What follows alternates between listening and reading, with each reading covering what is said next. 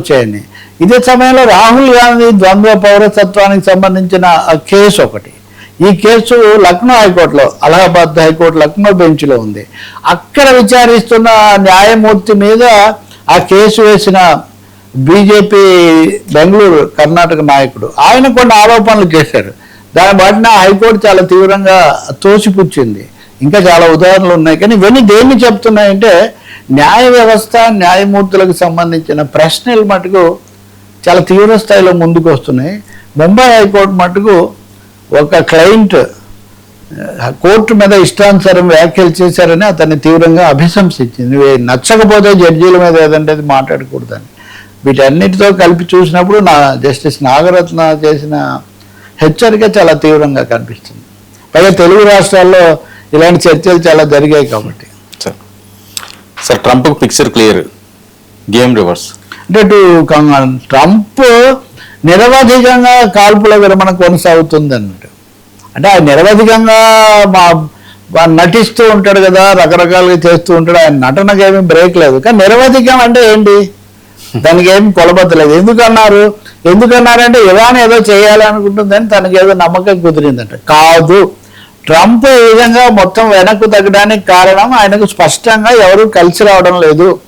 Iran చాలా పకడ్బందీగా ఉంది. ఇరాన్ను ఒక మాట అన్నాడు మొదట, ఇరాన్ మేము ఇప్పటికే నిర్వీర్యం చేసేసాము, దాని కెపాసిటీ అంతా అయిపోయింది, అందుకే వాళ్ళు హార్మోజ్ మీద ఒప్పుకున్నారు అన్నాడు. కానీ వాళ్ళు ఒప్పుకోలే. వాళ్ళు ఏం చేశారంటే మా పని అయిపోయింది అంటున్నారు కదా, ఇదిగో మా జిల్లా కేంద్రాలన్నింటిలో ఈ మిసైల్స్ ఉన్నాయని వాళ్ళు డిస్ప్లే చేశారు.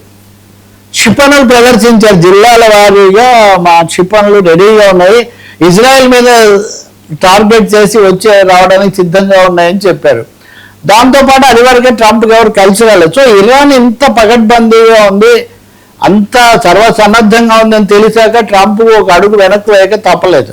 రెండోది, సముద్ర జలాల్లో తర్వాత ఈ జలసంధుల్లో ఈ జగడం పెట్టుకోవడం వల్ల ప్రపంచ ఆర్థిక వ్యవస్థ కుదేలైపోవటము, అమెరికా కూడా చాలా దెబ్బతింటాము, భారతదేశానికి సంబంధించి కూడా 5 విధాలుగా ప్రభావం పడుతుంది మన కోణంలో మనం చూస్తే. వీటన్నిటి వల్ల ఆయన మీద విపరీతమైన ఒత్తిడి వచ్చింది. నువ్వు ఇలా చేస్తూ నువ్వేదో వాళ్ళ మీద అలిగి దుత్త పగలగొట్టారు అన్నట్టుగా మీరు వాళ్ళ మీద కోపంతో మీరు హార్మోన్ చేస్తే మేము చాలా ఇబ్బంది పడిపోతున్నామని ప్రపంచ దేశాల నుంచి. ఈ నేపథ్యంలోనే ఒక అనివార్య పరిస్థితుల్లో ఆయన దిగిపోయారు. ఆయన నిరవధిక వాయిదాన్ని ప్రకటిస్తే ఇరాన్ మాకేం సంబంధం లేదు, మేమైతే రెడీగా ఉన్నాం అన్నాడు. కానీ ట్రంప్ చేసిన అంతకంటే ఘోరమైన పని ఎవరు చేయరు. అసీమ్ మునీర్ అనేవాడు చాలా గొప్పవాడు, నేను వారికి అన్ని అభినందనలు చెప్తున్నాను, అసలు వాడి వల్ల ఇదంతా వాడి వల్ల జరిగిందంటేనే అనుమానించాల్సి వస్తుంది. ఎందుకంటే మనం మొదట్లోనే అనుకున్నాం ఇతను దూత కాదు, మధ్యవర్తి కాదు, కేవలం వాడి తొత్తులాగా ఈ పనులన్నీ చేస్తున్నాడని ప్రపంచం చాలా వరకు భావించింది. ఇప్పుడు అసీమ్ మునీర్ని ఇలా మాట్లాడేసరికి క్రెడిబిలిటీ ఆఫ్ అమెరికన్ డిప్లొమసీ ఇదంతా కూడా ఒకసారి షేక్ అయిపోయింది. సో ఈ నేపథ్యంలో ట్రంప్ను ఎవరు విశ్వసించట్లేదు. కానీ ప్రపంచ దేశాల ఒత్తిడి ఏమన్నా పని చేస్తుందా? కానీ ఇంకొక ఆందోళన కూడా ఉంది, ఇరాన్ కూడా ఎంతో కొంత రెచ్చిపోయినట్టుగా కనిపిస్తుంది. ఇరాన్లో కూడా ఇస్లామిక్ గాడ్స్ అనేవాళ్ళు ఎక్కువగా గ్రిప్లోకి వాళ్ళ పట్టు పెరిగింది. అంతకుముందున్న అధ్యక్షుడు పెంజెస్కియాను లేకపోతే ఆయన మరొక కొమేని, మక్బూజ్ కొమేని, వాళ్ళ పట్టు కంటే వీళ్ళ పట్టు పెరుగుతున్నట్టుగా ఉంది. అందుకే భారతదేశానికి చెందిన 2 నౌకల మీద కూడా వరుసగా కొంత దాడులు జరగటం, ఇట్లాంటి పరిణామాలు కూడా సో ఆందోళనకరమైన పరిస్థితి కింద భావించాలి. ఇది ప్రాణాలకు సంబంధించిందే కాకుండా వాణిజ్యము, చమురు, వివిధ సరుకులు, అసలు ప్రపంచ ఆర్థిక వ్యవస్థకు ఒక పెద్ద ప్రమాదం పొంచి ఉన్నట్టుగా కనిపిస్తుంది. సో ఇప్పుడు ట్రంప్ను పూర్తిగా దారికి తీసుకొస్తే తప్ప, ఆయన వెనక్కు నెడితే తప్ప శాంతికి రక్షణ లేని ఒక పరిస్థితి కనిపిస్తుంది.